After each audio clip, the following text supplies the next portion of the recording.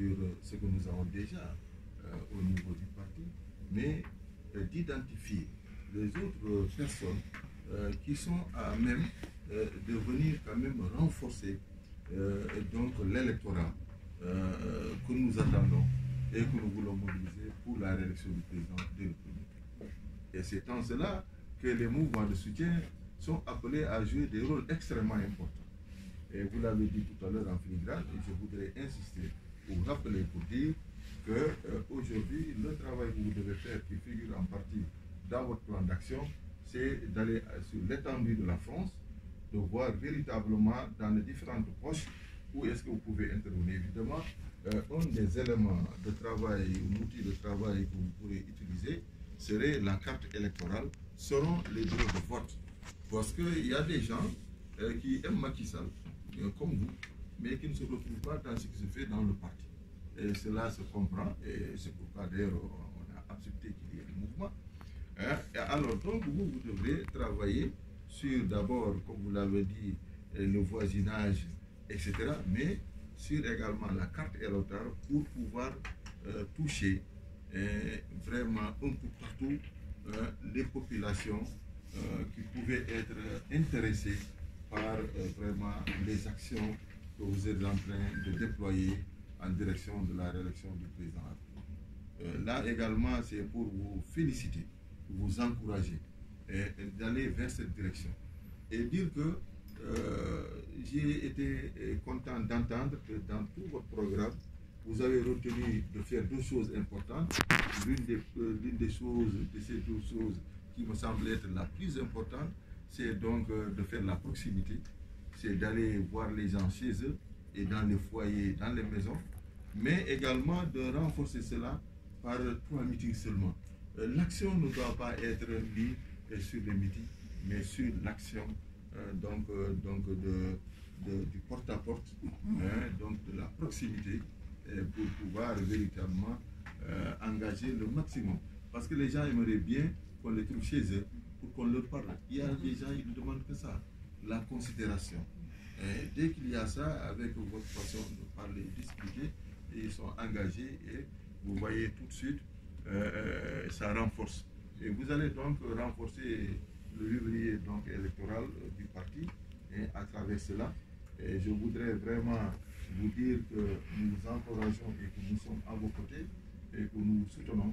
Nous ne manquerons pas en tout cas d'en parler aux plus hautes autorités de notre parti, le président, la plus présidente du parti en partie et à la direction du parti pour qu'ils comprennent qu'en France également, on a mis en place un cadre d'action qui fédère l'ensemble des mouvements qui ont pris la décision d'appuyer ou de porter sa candidature à l'élection de 2019. Vous l'avez dit, le Macky Sall, c'est le meilleur profil, c'est le meilleur candidat aujourd'hui. On a vu le Sénégal aller très rapidement. Donc, nous n'avons pas le droit de changer un cheval qui gagne. Non. Bon, ce n'est pas parce que on est avec lui, mais parce que nous connaissons ce qu'il a fait depuis le début. D'abord, comment il a pris le Sénégal, où est-ce qu'il l'a trouvé? Macky Sall a trouvé que le pays était vraiment dans les eaux. Abdoulaye Wade, même avant de partir, avait dit, entre parenthèses, qu'on ne va pas payer les fonctionnaires à la fin du mois. Et je me rappelle que 19 jours après la prise de service de Macky Sall, il a convoqué la première réunion du bureau politique qui a démarré à 18h pour se terminer à 5h20 du matin. Et il nous disait qu'il n'y avait pas d'argent pour payer les fonctionnaires à la fin du mois. On était le 19 du mois, il restait 11 jours. C'est cela qui a fait que la première sortie de Macky Sall, c'était la France, pour que Sarkozy donne vraiment 85 milliards en appui budgétaire urgent pour pouvoir payer les gens. Donc le chef de l'État a fait remonter la pente pour la mettre à une situation qui a permis aujourd'hui de développer le programme tous azimuts que nous connaissons. Le président vient de visiter la Casamance, j'étais en train de regarder, Kolda, Ziguinchor, mais les populations ont fait des témoignages. C'est souvent des marabouts, des personnes de très grande dimension sociale qui ont reconnu que dans l'histoire de notre pays, c'est la première fois. C'est la première fois Et donc, nous, à côté de tout cela, nous avons vu que partout dans le pays, avec le programme d'urgence communautaire, qui a été fait, qui a trois axes forts importants, l'eau, l'électricité et les pistes, est en train de se développer. La deuxième phase va démarrer incessamment. Alors cette deuxième phase va accélérer le processus pour que l'essentiel des régions périphériques, renforcées en cela par le programme, donc le PUMA, qui gère le développement des axes frontaliers, va permettre en nos mots au Sénégal des profondeurs d'avoir maintenant des connexions raisonnables, responsables avec le centre du pays, je veux dire donc la capitale, Dakar. Cet engagement du chef de l'État est un engagement qui a été salué par l'ensemble de nos populations. Vous allez voir que d'ici la campagne électorale, partout où Macky Sall sera, il va faire effectivement des inaugurations de cette nature, parce qu'il a beaucoup de travail. Même chez moi à Bakel, où on a dit, les gens disaient oui, mais quand tu vois, Bakel est une ville maudite, non, le département n'avance pas, etc. Et il vient de me construire une place de l'indépendance, donc même baptisée place Macky Sall, qu'il va visiter. Il n'y en a pas dans tout le pays. Bakel, c'est le point final du pays. Pour la première fois, on a une infrastructure qu'on ne trouve nulle part sur l'étendue du pays. Cela voudrait dire que le chef de l'État travaille pour régler, corriger les inégalités. C'est cela, Macky Sall. Il est contre l'injustice. Et donc, il est avec Dieu. Parce que c'est ce que Dieu veut. Et dans cette affaire-là, nous devrons l'accompagner. Parce que c'est sûr que quand il viendra à Bakel, il va non seulement inaugurer la place d'indépendance, il va inaugurer la voirie de Bakel qui est en cours de construction depuis presque 3 semaines. Il va inaugurer également le centre de télémédecine. Il n'y en a pas dans tout le Sénégal, un centre de télémédecine. Bakel, qui est au point final, carrefour entre le Mali et la Mauritanie, va avoir ça. Ici, il y a plein de projets. Et donc, nous avons eu, grâce à l'action du chef de l'État, qu'on pourrait aujourd'hui citer. Donc, nous, ce qu'on demande à un président, c'est de travailler, et lui, ça le fait bien. Et il gère bien les sous du Sénégal. Dans le Sénégal, il y a des détournements, parce que le problème de l'Afrique, c'est la gestion des ressources. Même si on dort, on n'a pas de ressources, on n'a rien. Les aides pour nous recevoir. Si on les gère bien, on doit avancer. Mais malheureusement, vous connaissez comment ça se passe dans nos pays. Donc, en nos mots, je ne vais pas monopoliser la parole. C'est pour vous dire que vous avez compris le message du chef de l'État, que vous êtes vraiment en phase avec lui et en phase avec tous les Sénégalais qui aspirent aujourd'hui vraiment au bien-être social renforcé dans notre pays. J'ai parcouru beaucoup de pays à travers le monde.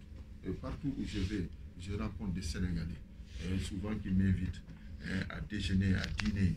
Mais ils me disent, ça, faites tout pour que Macky Sall ait le deuxième mandat. Parce que ce qu'il a commencé, il faut qu'il le finisse. Et comme vous le savez, le président de la République vient d'avoir tout de suite, il y a quelques jours simplement, la possibilité pour le Sénégal d'accueillir les Jeux Olympiques. Vous avez vu, on n'a jamais eu ça. Et nulle part en Afrique. Vous avez vu Dakar Arena. C'est aujourd'hui au luxe insolent.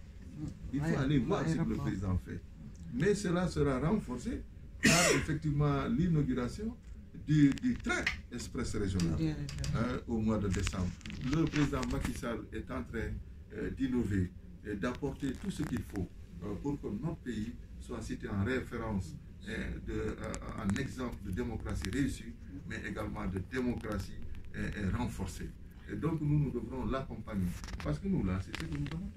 Quand vous voyez la diaspora, j'aime bien le dire, et pour la première, c'est avec Macky Sall qu'on a vu presque tous les consuls sont de la diaspora. Il a nommé, il a tout fait pour créer effectivement au niveau de l'Assemblée les députés de la diaspora. On n'a jamais eu ça. Macky Sall, donc toute la diaspora, lui doit reconnaissance. Il a nommé même des ministres de la diaspora, des présidents de conseil d'administration de la diaspora. C'est pour vous dire toute l'importance et la considération qu'il a pour la diaspora. Qu'aucun président, depuis notre histoire à nos jours, n'a eu. Donc vous devez être vraiment les porte-parole du président en direction des populations de la diaspora, qui, comme vous le savez tous, font beaucoup de choses pour notre pays. Et parce que sans la diaspora, le Sénégal ne serait pas ce qu'il est. Vous savez, et lui-même aime à dire que le premier bailleur de fonds du Sénégal, c'est la diaspora. Au regard du volume, n'est-ce pas, financier que les immigrés envoient au niveau de notre pays. Donc, monsieur le coordinateur, c'est vous dire que nous vous encourageons, nous sommes contents et nous allons rendre compte vraiment à la direction du parti ce que nous avons vu. Et vraiment, ça a été pour moi un immense plaisir de vous avoir tous revus ici, c'est des parents et des amis, mais de vous avoir connu vous également en tant que coordinateur et que nous restons en contact chaque fois que nous sommes de passage à Paris. Et on ne va pas manquer de demander de vos nouvelles. Et si vous êtes également au Sénégal, essayez de nous appeler pour vraiment qu'on se rencontre, qu'on partage, parce que c'est ensemble que nous allons construire le Sénégal. C'est sur la base de ça que je voudrais vous remercier. Merci. Merci.